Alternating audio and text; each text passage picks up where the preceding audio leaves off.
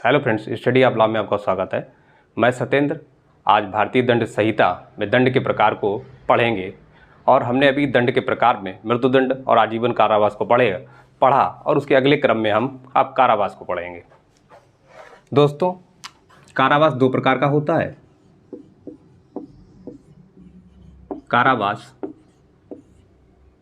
दो प्रकार का होता है, कठोर कारावास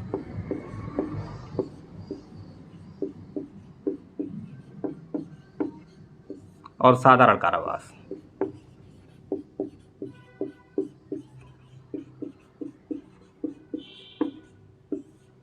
साधारण कारावास। कठोर कारावास के अंतर्गत हम एकांत कारावास पढ़ेंगे।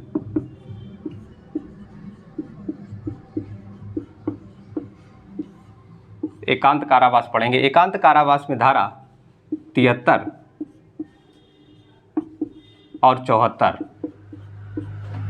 दोस्तों, कठोर कारावास के अंतर्गत हमें एकांत कारावास पढ़ना है और एकांत कारावास में धारा 73 और 74 प्री पॉइंट ऑफ व्यू से बड़ी इंपॉर्टेंट सेक्शन है। इसमें धारा 73 और 74 को PCSJ APO point of view से बड़ा इंपॉर्टेंट है। यूपी एपीओ, यूपी पीसीएसजे या बिहार, तो उसमें हमने देखा है कि कई बार इस सेक्शन से कई बार बहुत सारे सवाल पूछे गए हैं, तो इसको हमें ठीक से पढ़ना है।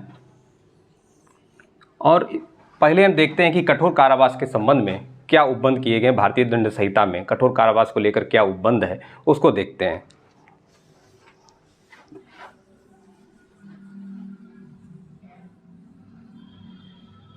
भारतीय दंड संहिता की धारा 60 के अनुसार कारावास या तो कठोर हो सकेगा या साधारण हो सकेगा, या आंशिक रूप से कठोर या आंशिक रूप से साधारण हो सकेगा। तो हमने देखा कि कारावास के संदर्भ में धारा 60 क्या कहती है। धारा 60 क्या कहती है? धारा 60 कहती है कि कारावास या तो कठोर हो सकेगा या साधारण हो सकेगा, या आंशिक रूप से कठोर या आंशिक रूप से साधारण हो सकेगा। तो हमने देखा कि धारा 60 के अंतर्गत क्या उपबंध किया गया है। तो दोस्तों, कठोर कारावास के अंतर्गत व्यक्तियों से कठोर श्रम करवाया जाता है, उनसे लकड़ी कटवाई जाती है, पत्थर को तोड़वाया जाता है, अनाज पिसवाए जाते हैं, तो बहुत सारे कठोर श्रम करवाए जाते हैं। तो हमने देखा कि कठोर कारावास के संबंध में व्यक्तियों से श्रम कार्य करवाया जाता है। और इसी क्रम में हम देखेंगे कि भारतीय दंड संहिता में ऐसे कौन कौन से उपबंध हैं तो जिसमें कठोर कारावास का उपबंध किया जा सकता है। दोस्तों,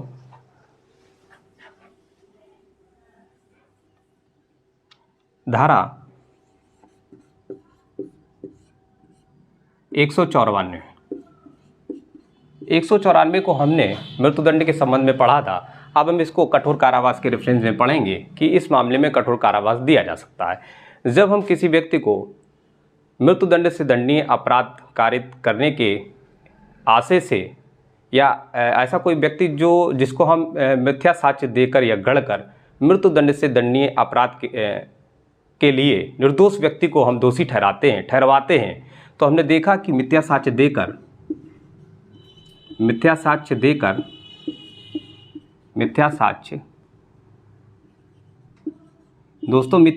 या बिहार, तो उसमें हमने देखा है कि कई बार इस सेक्शन से कई बार बहुत सारे सवाल पूछे गए हैं, तो इसको हमें ठीक से पढ़ना है।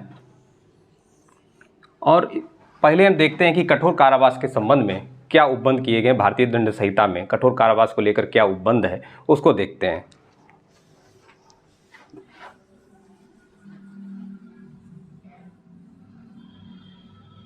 भारतीय दंड संहिता की धारा 60 के अनुसार कारावास या तो कठोर हो सकेगा या साधारण हो सकेगा, या आंशिक रूप से कठोर या आंशिक रूप से साधारण हो सकेगा। तो हमने देखा कि कारावास के संदर्भ में धारा 60 क्या कहती है।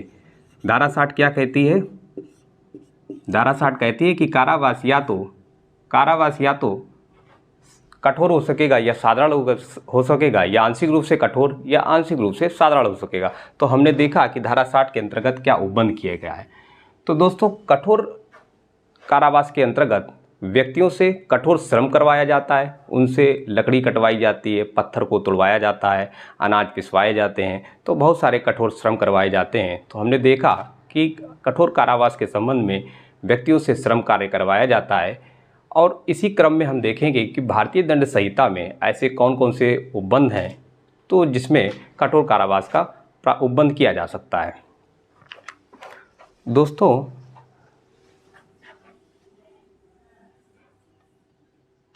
धारा 194 को हमने मृत्युदंड के संबंध में पढ़ा था। अब हम इसको कठोर कारावास के रेफरेंस में पढ़ेंगे कि इस मामले में कठोर कारावास दिया जा सकता है। ऐसा कोई व्यक्ति जिसको हम मिथ्या साक्ष्य देकर या गढ़कर मृत्युदंड से दंडनीय अपराध के लिए निर्दोष व्यक्ति को हम दोषी ठहरवाते हैं, तो हमने देखा कि मिथ्या साक्ष्य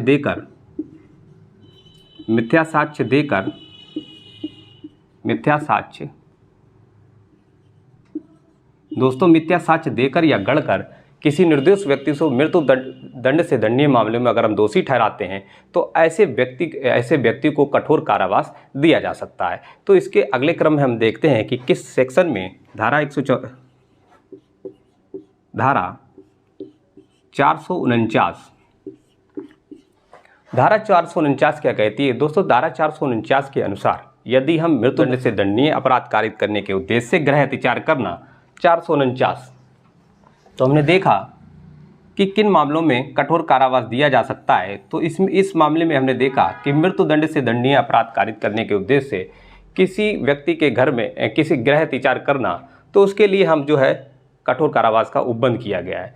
दोस्तों, अब हम साधारण कारावास को पढ़ेंगे कि साधारण कारावास के संबंध में भारतीय दंड संहिता में क्या उपबंध किया गया है। तो साधारण कारावास में व्यक्तियों को कठोर श्रम नहीं करवाया जा सकता, उसे किसी प्रकार का उसे सिर्फ बंदी रखा जाता है। तो इस संबंध में भारतीय दंड संहिता में ऐसे कौन से उपबंध हैं जिसमें सिर्फ और सिर्फ जो है साधारण कारावास का उपबंध किया गया है। तो हम बहुत सारे सेक्शन को देखेंगे और कभी अगर शॉर्ट नोट्स पूछा जाता है तो उस पर आप बड़ा इजीली से आराम से हमारा अगर वीडियो आप सुनते रहेंगे, देखते रहेंगे, तो दोस्तों उसको आराम से आप लिख सकते हैं।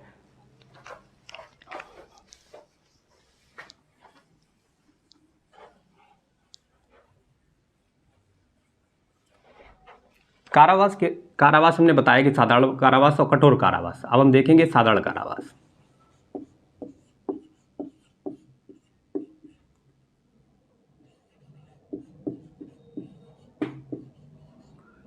साधारण कारावास तो साधारण कारावास में दिया जा सकता है। तो इसको हमें देखना है कि साधारण कारावास धारा 168, 169, धारा 168, 169 में अगर कोई लोक सेवक अवैधानिक रूप से व्यापार करता है, किसी संपत्ति का क्रय विक्रय करता है, तो इस मामले में साधारण कारावास दिया जा सकता है। दूसरा हमने देखा, धारा 187, धारा 187 के अंतर्गत अगर विधि द्वारा बाध्य होने पर भी आप लोक सेवक की सहायता नहीं करते हैं तो ऐसे मामलों में साधारण कारावास का उपबंध किया गया है। तो इसके अलावा धारा 341 सदोष अवरोध कारित करना,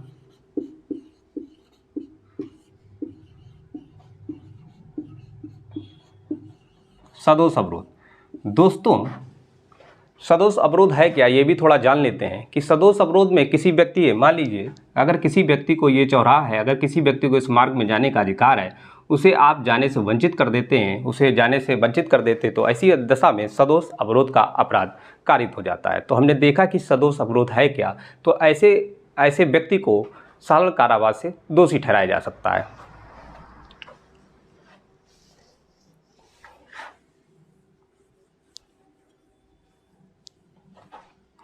धारा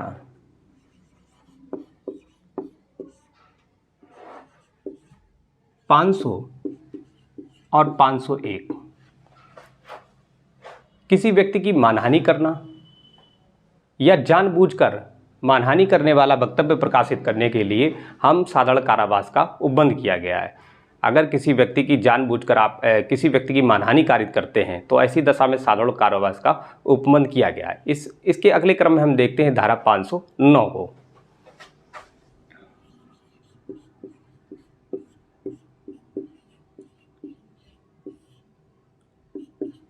धारा 509 भी आप प्री पॉइंट ऑफ व्यू से इम्पॉर्टेंट सेक्शन है, और धारा 187 भी प्री पॉइंट ऑफ व्यू से कभी कभी पूछी जाती है, तो वो भी आप लोग जो है एक अलग से नोट्स बना सकते हैं, उसका हमारी बात को सुन सकते हैं। तो अब देखते हैं कि धारा 10509 के अंतर्गत अगर किसी व्यक्ति को, अगर किसी महिला का अपमान करने के आशय से, उसकी शीलता का अपमान करने के आशय से अगर कोई हाव प्रकट करते हैं, कोई जेस्चरिंग करते हैं, तो ऐसी दशा में हम साधारण कारावास का उपबंध किया गया है। तो हमने देखा कि दोस्तों किन ऐसे भारतीय दंड संहिता में ऐसे कौन कौन से उपबंध किए गए हैं जिनमें जो है साधारण कारावास दिया जा सकता है। तो हमने उसको देखा कि धारा 168, 169, 187 और 500, 501, 509, 341। तो हमने दोस्तों देखा कि इन मामलों में जो है साधारण कारावास का उपबंध किया गया है, और इससे संबंधित प्रावधानों में साधारण कारावास का उपबंध है। तो हमने इन चीज़ों को पढ़ा। दोस्तों देखते हैं अगले क्रम में एकांत कारावास।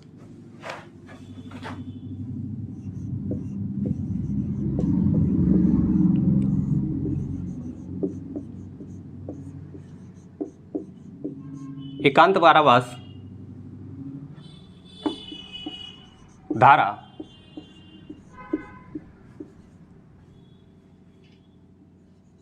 73 और 74। एकांत कारावास के संबंध में उपबंध जो धारा 73 और 74 में दिया गया है, दोस्तों एकांत कारावास कठोर कारावास के अंतर्गत ही दिया जाता है। तो हमने देखा कि एकांत कारावास जो है कठोर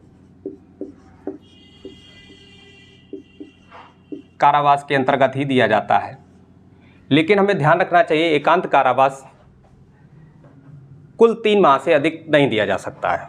एकांत कारावास 3 माह से, कुल 3 माह से अधिक नहीं होना चाहिए। तो इस संबंध में भारतीय दंड संहिता की धारा 73 और 74 में उपबंधित है उनके नियमों की चर्चा की गई। किस प्रकार कि धारा 73 ये बताती है कि एकांत कारावास किस प्रकार दिया जाएगा।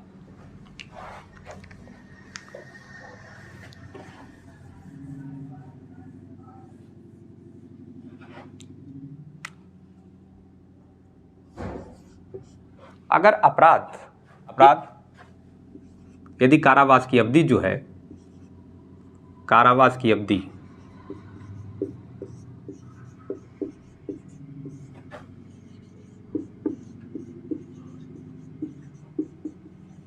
अवधि 6 माह है तो एकांत कारावास,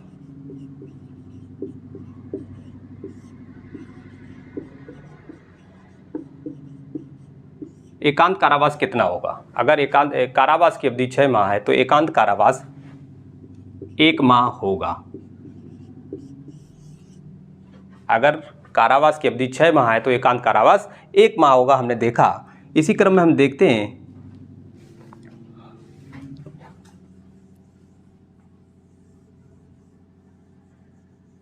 कारावास की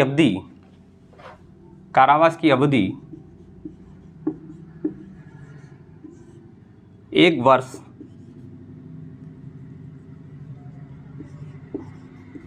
6 माह से अधिक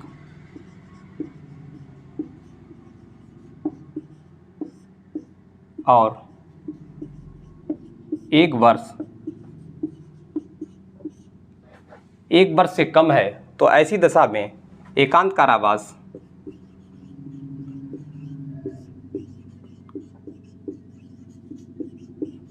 दोस्तों कितना होगा? 2 माह होगा। तो हमने देखा कि एकांत कारावास की अवधि 6 माह से अधिक और 1 वर्ष से कम है तो ऐसी दशा में एकांत कारावास 2 माह होगा। तीसरा,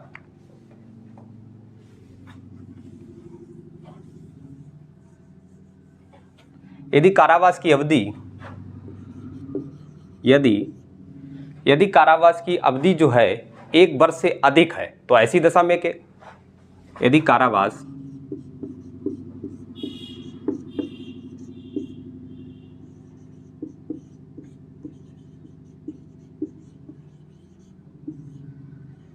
अवधि 1 वर्ष से अधिक है,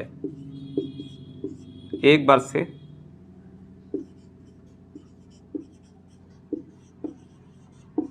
अधिक, तो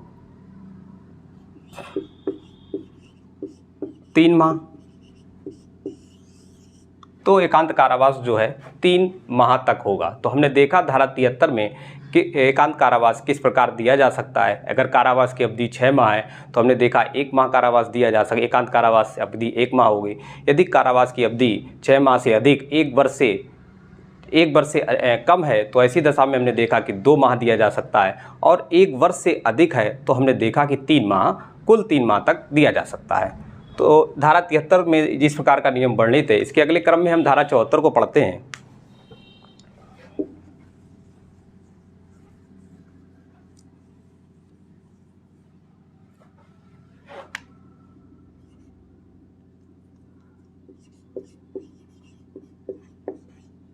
एकांत कारावास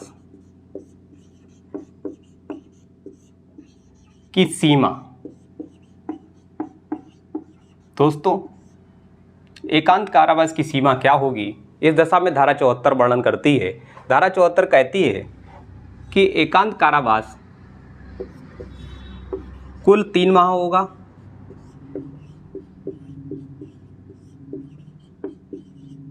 कुल 3 माह, और एक बार एकांत कारावास 14 दिन के लिए दिया जाएगा। इसके पश्चात 14 दिन का अवकाश होना जरूरी है।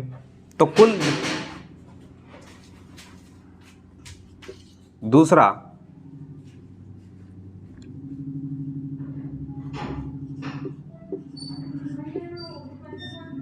चौदह दिन का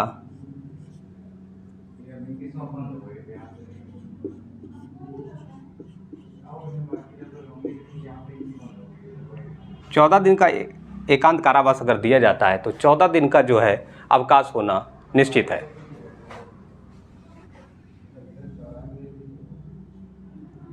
तीसरा हमने देखा कि यदि कारावास की अवधि जो है 3 माह से अधिक है तो ऐसी दशा में एकांत कारावास कितना होगा। तो हमने देखा कि अगर 3 माह से कारावास अधिक है तो ऐसी दशा में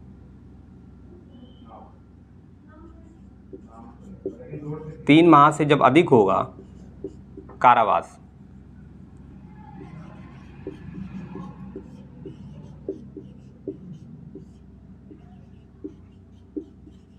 तीन माह से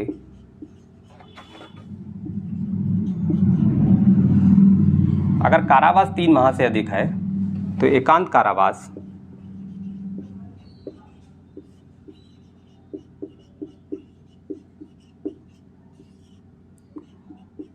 1 माह में कुल 7 दिन,